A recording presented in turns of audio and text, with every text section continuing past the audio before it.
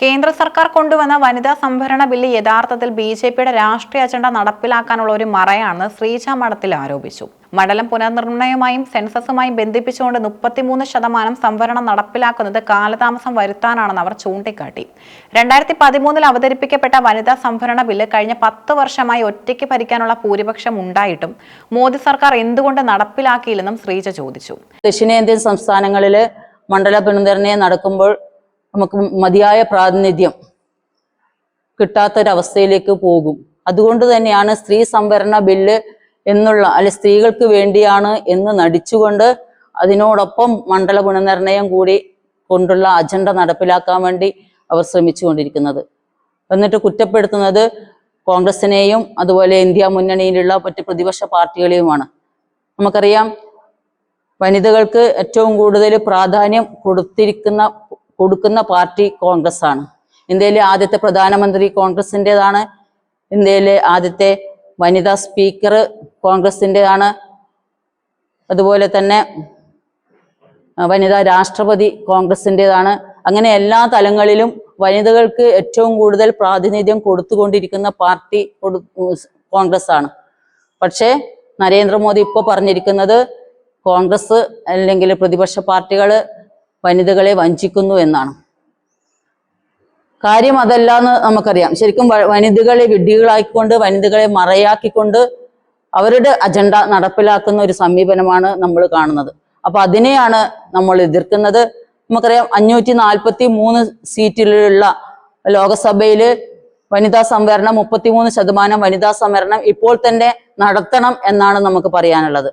എന്തുകൊണ്ട് നടത്തിക്കൂടാ? നമുക്കറിയാം, 2023 പാസ്സായ ബില്ലാണ്.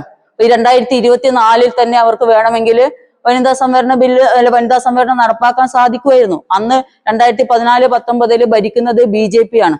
അത്രമാത്രം മറ്റു പ്രതിപക്ഷം ഇല്ലാതെ ഭരിച്ചുകൊണ്ടിരിക്കുന്ന ആ സമയത്ത് അവർക്ക് സ്ത്രീകളോട് അത്രമാത്രം സ്നേഹമാണെങ്കിൽ, സ്ത്രീകളെ അത്രമാത്രം പരിഗണിക്കുന്നുണ്ടെങ്കിൽ അന്ന് തന്നെ അത് നടപ്പിലാക്കാൻ സാധിക്കുമായിരുന്നു. പക്ഷെ അന്ന് നടപ്പിലാക്കാതെ ഇപ്പോൾ നടപ്പിലാക്കണം, അല്ലെങ്കിൽ 2029 തൊട്ട് നടപ്പിലാക്കും എന്ന് പറയുന്നതിലെ സാങ്കത്യം എന്താണ് എന്ന് നമുക്ക് മനസ്സിലാവുന്നില്ല. അപ്പോൾ അതിൽ നിന്നും വ്യക്തമാണ്, സ്ത്രീകളുടെ വേണ്ടിയുള്ളതല്ല, സ്ത്രീകൾക്ക് വേണ്ടിയാണ് എന്ന് പറയുകയും അതിന്റെ മറവില് BJP RSS അജണ്ട നടപ്പിലാക്കുവാനാണ് നരേന്ദ്രമോദി നമ്മുടെ പ്രധാനമന്ത്രിയുടെ ഉദ്ദേശം എന്ന് നമ്മൾ തിരിച്ചറിയണം. അപ്പൊ അതിനെയാണ് മഹിളാ കോൺഗ്രസ് എതിർക്കുന്നത്. നമ്മുടെ ആവശ്യം എന്ന് പറഞ്ഞാല് 2023 പാസ്സായ ആ ബില്ല് ഇപ്പോൾ തന്നെ നടപ്പിലാക്കണം. 543 സീറ്റില് 33% സംവരണം ഇപ്പോൾ തന്നെ നടപ്പിലാക്കണം എന്നുള്ളതാണ് നമ്മൾ ആവശ്യപ്പെടുന്നത്. ഏതായാലും മഹിളാ കോൺഗ്രസ് തുടർ സമരങ്ങളുമായി മുന്നോട്ട് പോയിക്കൊണ്ടിരിക്കുകയാണ്. നാളെ തിരുവനന്തപുരത്ത് രാജ്ഭവനിലേക്ക് മാർച്ച് നടത്തുന്നുണ്ട്.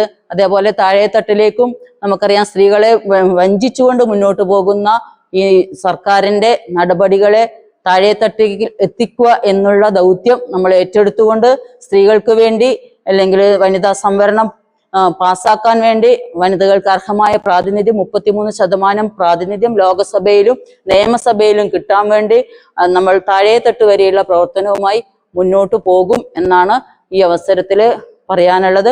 അത് നമ്മുടെ കേന്ദ്രം കേൾക്കണം, നമ്മുടെ പ്രധാനമന്ത്രി അത് തിരിച്ചറിയണം. പിന്നെ ഈ അവസരത്തിൽ തന്നെ അത് ഇപ്പോഴത്തെ നിലവിൽ എന്താണോ ആ ഒരു നിലയിൽ 33% സംവരണം നമുക്ക് അർഹമായ പ്രാതിനിധ്യം ലോകസഭയിലും നിയമസഭയിലും ഉണ്ടാക്കാൻ വേണ്ടിയുള്ള നടപടികളുമായി മുന്നോട്ട് പോകണം എന്നാണ് മഹിളാ കോൺഗ്രസിന് ആവശ്യപ്പെടാനുള്ളത്. ഇപ്പോൾ കൊണ്ടുവന്ന ബില്ലിലെ നിബന്ധനകൾ സ്ത്രീകളെ കബളിപ്പിക്കാനാണെന്നും അവർ വിമർശിച്ചു. കേന്ദ്ര സർക്കാരിന്റെ ഈ നിലപാടിനെതിരെ മഹിളാ കോൺഗ്രസ് സംസ്ഥാനം വ്യാപകമായി പ്രതിഷേധം ശക്തമാക്കും. ഇതിന്റെ ഭാഗമായി രാജ്ഭവൻ മാർച്ച് നടത്തുമെന്നും അവർ അറിയിച്ചു.